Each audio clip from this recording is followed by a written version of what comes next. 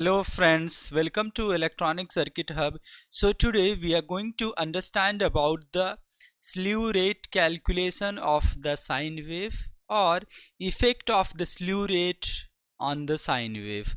Let us say you are feeding your input signal in the operational amplifier, which is the sinusoidal signal, and you want to understand what is the effect of the slew rate on my sinusoidal signal, and how you gonna calculate the slew rate of the sinusoidal signal, and how you gonna compare that the op-amp you have selected is best suit for your sinusoidal signal.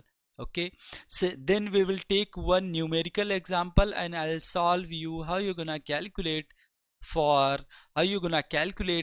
slew rate for your given sinusoidal signal. Okay, so as you know about the slew rate, you might have uh, already know this formula. The slew rate equals to, what is slew rate?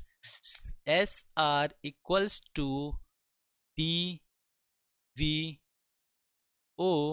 divided by dt. Okay, mod of dVO divided by dt. So now if you look at this input signal, okay, this is the input signal.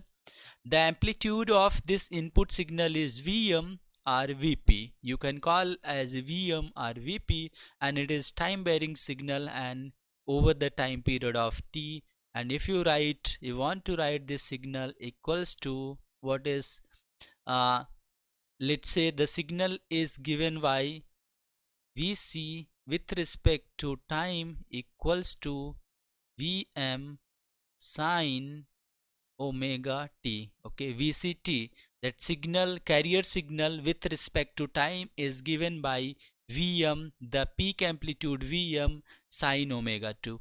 And what you do is, if you differentiate this dVct, let's say it's not Vct, let's say it is Vo, the output signal Vo, so I will call this a Vo. So dVo with respect to time and divide by dt equals to d by dt and Vm sine omega t. Okay, and if you further simplify this, what you get dVo divided by dt, and you can write this as a Vm into omega into cos omega t. You can differentiate. Vm is your constant, you can take it out. W is a constant, you can take it out. And now if you consider your cos omega t equals to 1, cos omega t equals to 1, so what is gonna be, let me write this side now. If you consider your cos omega t equals to 1, so what is your signal now? dVt dVo divided by dt, if you take it modulus of it, it is going to be Vm into omega, right? And if you write dVo divided by dVt, I have written here, it is called as a slew rate. So slew rate R equals to Vm into 2 pi f. So what you can say is slew rate should always greater than Vm into 2 pi f, and where Vm equals to peak amplitude of your signal, peak amplitude of signal, and pi is the constant, the value is for 3.14, and f is the carrier frequency or your input frequency, carrier frequency. Okay, and if you want to calculate from here, what you want to calculate the frequency value, you can also calculate the frequency.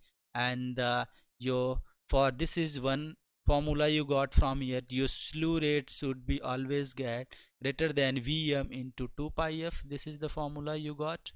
And it should be always greater. And if you want to calculate the frequency for this signal f, so you can calculate f equals to slew rate divided by Vm into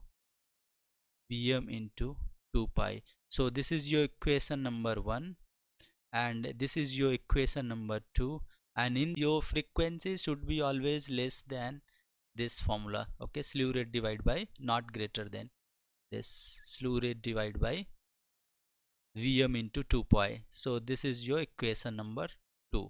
Okay, and your slew rate should be greater than Vm into 2 pi f, and your frequency should be always less than your slew rate divided by Vm into 2 pi. Okay, divided by Vm into 2 pi. Now let us understand one example here. So let's say you want to solve one question this frequency equals to 20 kilohertz, okay, and Vm equals to 10 volt. Okay, so how you gonna solve this? You know the formula of slew rate. You want to calculate, what is your question here? You want to calculate the slew rate. So how you gonna calculate the slew rate is very simple. You know the formula. Your slew rate should be always greater than, okay, Vm into 2 pi f. Okay, so here in this case slew rate is greater than Vm equals to 10 volt peak, okay, into 2 into pi value is 3.14 we know, and the frequency is 20 kilohertz, 20 into 10 to the power 3, and it can easily find the slew rate which is greater than 1.257 volt per microsecond. And if you solve this, if you place all the values here in this point, and if you solve this, you're gonna get your slew rate is 1.257 volt per microsecond. What does it mean? For this input signal, for the frequency 20 kilohertz and the peak voltage of 10 volt, the op amp you are going to select that the slew rate should be greater than 1.257 volt per microsecond. Otherwise you will not get the linear output, you will get some distorted output. Okay, so it's better you define your slew, you calculate your slew rate value, and based on that you go and select your op amp based on your slew rate value to avoid any further distortion in the op amp output. So guys, hope you understood about how you're gonna calculate the slew rate for the sine wave signal, and how you're gonna derive the equation for the slew rate, and what is the effect of the slew rate on the sinusoidal signal.